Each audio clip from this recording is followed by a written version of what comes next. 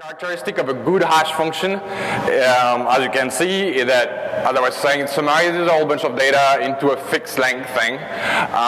It's very hard to reverse, so knowing the hash, you can never get the message back. The message just disappears.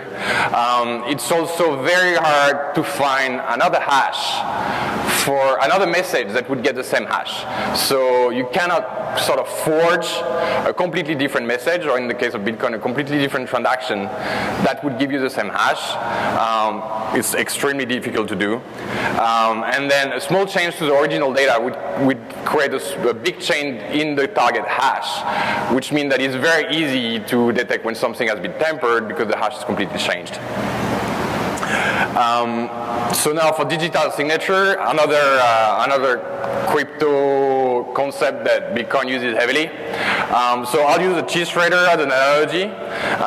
So say you have a very, very one-of-a-kind cheese shredder, and then you have the cheese and some shredded cheese. The point is, if someone sees the cheese and shreds of cheese that you've made with the cheese shredder, they can tell that you did it because your cheese grater is so specific to you.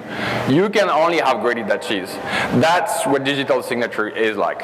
You can just tell someone, here's the cheese that I shredded with that kind of cheese. Here are some shreds that I just sent to you, and my shredder is that kind. You don't give them the shredder, of course. You just tell them what kind it is. And that uniquely identifies the cheese that was shredded. So you can tell originally, yes, you did shred that cheese. And in terms of crypto, the signature is the exact same thing. The cheese will be the original message. The shreds are the signatures. The cheese shredder, the cheese grater, is your private key. And the kind of shredder that you have is your public key. And the concepts are exactly the same. So now we're going to talk more about the blockchain, which leverages all those two types of cryptography that I talked about and still some more. So hashing and digital signature. The hashing is used all over the place for every single blocks, every single transactions, and I'll be talking a little more about the proof of work that also relies on it. Signatures are for transactions. So the blockchain, as you can see, is just an arrangement of blocks. They are ordered. Each block points toward the last one, so you can't mix up and intercalate a block in the middle.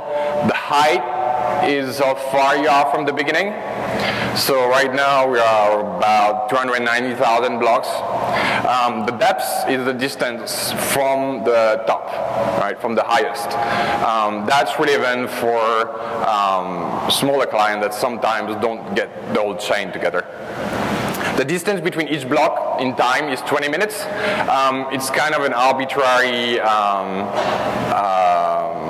value that has been chosen by Satoshi originally. And the clients all tune themselves to make it always 20 minutes. So every certain number of blocks, it just calculates, okay, how long those blocks took. It should have taken 20 minutes. Let's make the difficulty higher or lower to get the 20 minutes limit continue.